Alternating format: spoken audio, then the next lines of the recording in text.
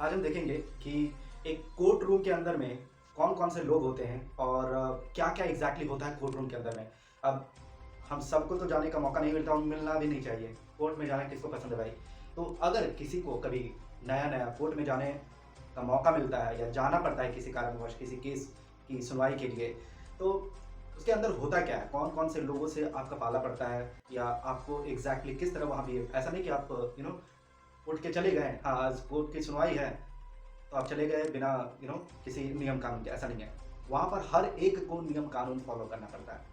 खैर, वो तो हम देखेंगे आगे। अब कोर्ट के अंदर कौन कौन से लोग होते हैं, किसी को भी सबको तो अलाउ नहीं होता है कोर्ट के अंदर। बहुत ही स्ट्रिक्ट डिसिप्लिन होता है, जो आप कह सकते हैं इंडिया का जो सबसे स्ट्रिक्ट डिसिप्लिन आर्मी और एक कोर्ट ही फॉलो करती है। उससे ज़्यादा कोई और फॉलो करती नहीं है। तो कोर्ट के अंदर बेसिकली होते हैं आपके जजेस भी, वो तो होंगे ही, एडवोकेट, ये दो मेन हो गए, जजेस और एडवोकेट। अब ये दोनों पहनते हैं लगभग एक ही टाइप के कपड़े, लेकिन इनका एक बैंड होता है यहाँ पर, है ना, ऐसे करके, ऐसे बैंड होता है,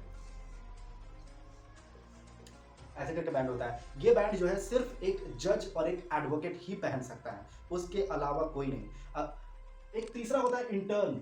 इंटर्न मतलब नया नया, है ना, वो इज प्रैक्टिसिंग फॉर लॉ, वो इज प्रैक्टिसिंग फॉर एडवोकेसी, लेकिन वो कपड़े वैसे ही पहनेगा एडवोकेट जैसे, बट वो बैंड नहीं पहनेगा, वो इंटर्न होता है। और वो बैंड वो पहन भी नहीं सकते हैं, गलती से भी नहीं, अदरवाइज उस पर चार्ज लगाया जा सकता है ना, उसको जेल भी भेजा जा सकता है। काफ़ी स्ट्रिक्ट नियम होते हैं। उसके बाद आपका ये बेंच और बार, जब कोर्ट के अंदर में जाते हैं तो ये सब चीज़ें मायने रखती हैं। बेंच होता है जहाँ पर ये हो गया बेंच, जहाँ पर आपके जज बैठते हैं, जिसके सामने जिस पर जज बैठते हैं वो हो गया बेंच। और बार हो गया जस्ट उसके अपोजिट में एक बड़ा सा टेबल टाइप का होता है ना, जहाँ पर एडवोकेट्स वगैरह बैठे रहते हैं, उसे बार बोला जाता है ना। उसके बाद आपके बीसीआई, स्टेट बीसीआई, ये आपका सुनने को नहीं आता है, बट ये जो एडवोकेट होते हैं, जो लॉयर होते हैं, जिनको लाइसेंस दिया जाता है एडवोकेसी करने के लिए, कोर्ट हियरिंग के लिए, उनको ये लाइसेंस देती है BCI, bar council of India, state BCI, state bar council of India, ये इनको एडवोकेट को लाइसेंस देती है, तब वो प्रैक्टिस करती है। अदरवाइज वो इंटर्न बनी रहती है तब तक, जब तक लाइसेंस नहीं मिलती। ठीक है, बेंच और बात तो क्लियर हो गया। उसके बाद लिटिगेंट्स। अब ये एक बहुत बड़ा ये हमारे लिए है, बेसिकली कॉमन लोगों के लिए। इन लोगों को तो पता है कि कोर्ट के अंदर में कैसे बिहेव करना है, लेकिन जब आम आदमी जब कोर्ट के अंदर में जाता है, उससे लिटिगेंट्स माना जाता है ना, वी आर लिटिगेंट्स। तो हम जब जाते हैं तो ऐसा माना जाता है कि जैसे हम जब भी कोर्ट के अंदर में जाए तो एक फॉर्मल ड्रेस, एकदम डिसेंट ड्रेस पहन के जाए।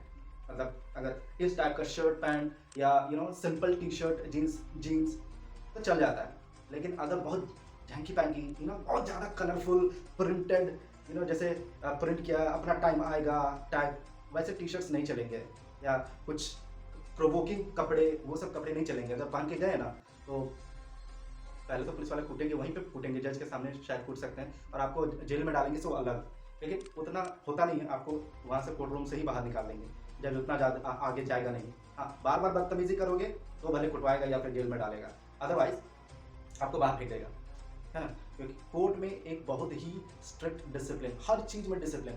साइलेंस मतलब साइलेंस, एक पिन भी गिरेगा तो उसकी आवाज़ आनी चाहिए, इतना साइलेंस होना चाहिए। किसी का कपड़ा बहुत ज़्यादा चमकीला ना हो, ऐसा नहीं कि आपने बहुत ज़्यादा चमकीला पहन लिया, एकदम ब्राइट स्टार वगैरह टाइप, चमकीला टाइप, और सबकी नज़र आप ही पे है, ऐसा नहीं होना चाहिए। एकदम साधारण कपड़े, सिंपल, जैसे सब लोग साधारण कपड़े पहनते हैं वैसे, अदरवाइज बहुत ही स्ट्रिक्ट एक्शन लिया जाएगा भाई। अब ये तो हो गया लिटिगेंट्स का बिहेवियर। हमें कोर्ट में शांत रहना है, जब तक कोई बोलने के लिए ना बोले, मुंह में टेप साट के बैठना है, कुछ नहीं बोलना है, ज़रूरत ही नहीं है। और बोल दिए तो भाई बाहर फेंक दिए जाओगे या फिर जेल के अंदर, है ना। उसके बाद आपका ये सब कॉमन चीज़ें हैं जो मैं आपको बता रहा हूँ, जो कोर्ट के अंदर होता है, ये सुनने कोर्ट। अब उसके बाद है section 12, contempt of court. Contempt of court क्या हो गया, कोई भी चीज़ जो आप कोर्ट के नियमों के खिलाफ करते हो उसे कंटेम्प्ट ऑफ कोर्ट कहा जाता है। जैसे आप आपका बोलने का टर्न नहीं आया, आपको किसी ने बोलने के लिए नहीं बोला और आप खड़े होके बोल रहे हो जैसा आप ये, जैसा वो, ऐसा वैसा, वो कंटेम्प्ट ऑफ कोर्ट है। शायद से एक या दो बार आपको वार्निंग मिल सकती है, उसके बाद सीधे जेल में डाल देगा, 6 महीने 6 साल, है ना, बेस्ड ऑन योर ऑफेंस। तो ये हो गया सेक्शन 12। ये बहुत ज़्यादा सुनने को मिलेगा। कंटेम्प्ट ऑफ कोर्ट बहुत सारी चीज़ों में हो सकता है। जैसे आप सही तरीके से नहीं बात कर रहे हो, अगर बात करने दिया जा रहा है तो आप अपशब्द का इस्तेमाल कर रहे हो, आपका टर्न नहीं आया आप बोल रहे हो, आप तू तड़ाक से जज से बात कर रहे हो या किसी से मिसबिहेव कर रहे हो, एडवोकेट आपके खिलाफ कुछ चार्जेस लगा रहा है तो आप एडवोकेट को गाली या अपशब्द या बदतमीजी से बात कर रहे हो, तो वो सारी चीज़ें आपका कंटेम्प्ट ऑफ कोर्ट में ही आ जाएगा। Basically doing anything against the rule and regulations of the court. अब ये जो कोर्ट क्लर्क है, कोर्ट क्लर्क का बेसिकली काम ये होता है कि वे फीस कलेक्ट करते हैं, फाइन्स कलेक्ट करते हैं, वे पार्टीज़ को जो केस से जुड़े लोग होते हैं उनको उनके टाइमिंग्स के बारे में बताया जाता है, किस दिन को किस तारीख को कितने बजे केस की सुनवाई होगी, प्लस वे जज के लिए पेन पेपर इलेक्ट्रॉनिक डिवाइसेस वगैरह पानी वगैरह का इंतज़ाम करता है। तो ये काम होता है कोर्ट क्लर्क। अब आते हैं आपके रीडर्स एंड टाइपिस्ट जो कि जज के बगल में ही बैठते हैं। अब ये रीडर्स क्या करते हैं? रीडर्स जो हैं वो केस की प्रोसीडिंग्स करते हैं, वे केस से जुड़े हुए जितने लोग होते हैं दोनों पार्टी के, उन सब का नाम ले लेकर के बुलाते हैं, कोई सबूत वगैरह पेश किया जाना हो वगैरह, है ना, जितनी भी चीज़ें जुड़ी होती है केस से रिलेटेड उसकी सुनवाई करता है रीडर्स। उसके बाद आपका है आता है टाइपिस्ट, स्टेनोग्राफर। ये टाइपिस्ट टाइपराइटर क्या करता है, वो कोर्ट के द्वारा या जज के द्वारा दिए गए ऑर्डर्स को टाइप करते हैं, डिक्टेटेड बाय कोर्ट, है ना। अब ये जो है आपके कोर्ट क्लर्क हो गए, रीडर्स, टाइपिस्ट, ये तीनों जो है आपके नॉन जुडिशियल होते हैं, मतलब ये जुडिशियल सिस्टम से रिलेटेड नहीं होते हैं, है ना। ये ना जज से रिलेटेड होते हैं ना एडवोकेट से रिलेटेड होते हैं। तो इनकी नियुक्ति जो होती है वो उस पर्टिकुलर राज्य के नियमों के अनुसार होता है। उसके बाद आपका आता है नायाब, है ना। नायाब एक पुलिस अधिकारी होता है, ये कोर्ट और उस पर्टिकुलर एरिया के जो पुलिस स्टेशन होते हैं उनके बीच का लिंक होता है।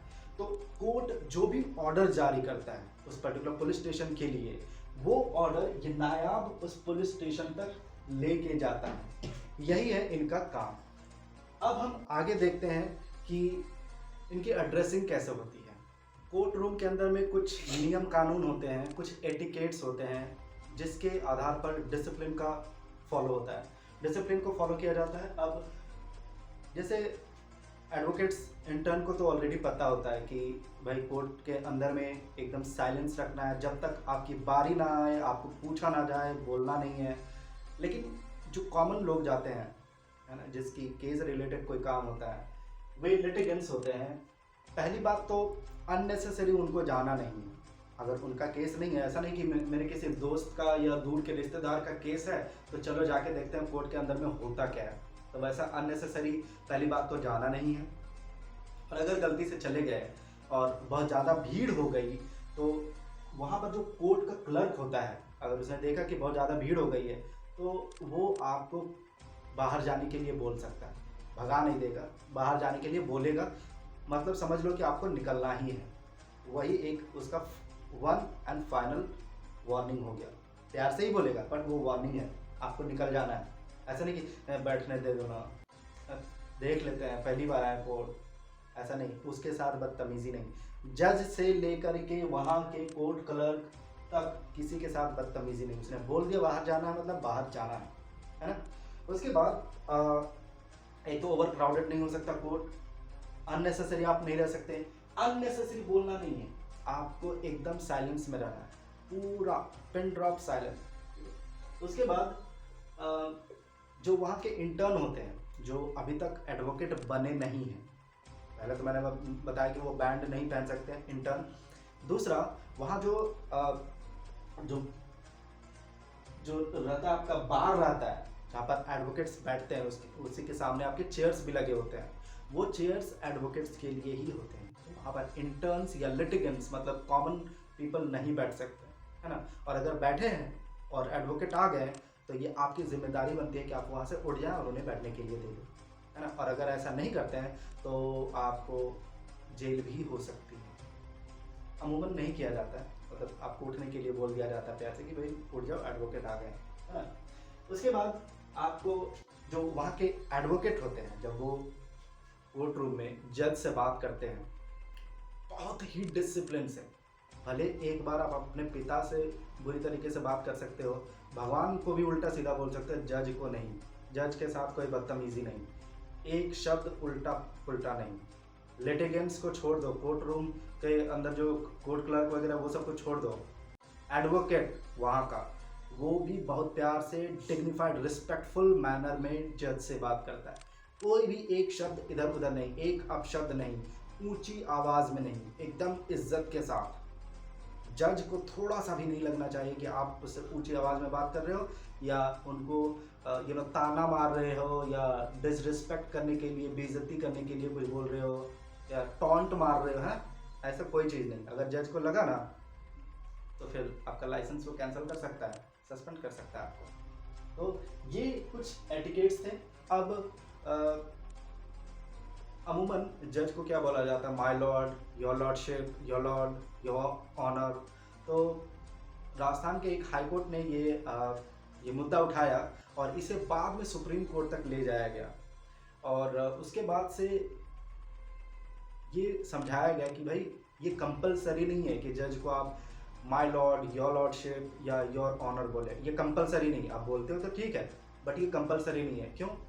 क्योंकि बोला कि सब में एक इक्वालिटी होना चाहिए, सब समान है। हाँ, लेकिन जज को आप बहुत ही रिस्पेक्टफुल मैनर, डिग्निफाइड मैनर में बात करें, वो आपको करना है, बट एवरीबडी इज इक्वल। तो ये था ओवरऑल कि कोर्ट रूम के अंदर में क्या, कौन कौन से लोग होते हैं, क्या क्या होता है, किस तरह से बिहेव करते हैं, है ना।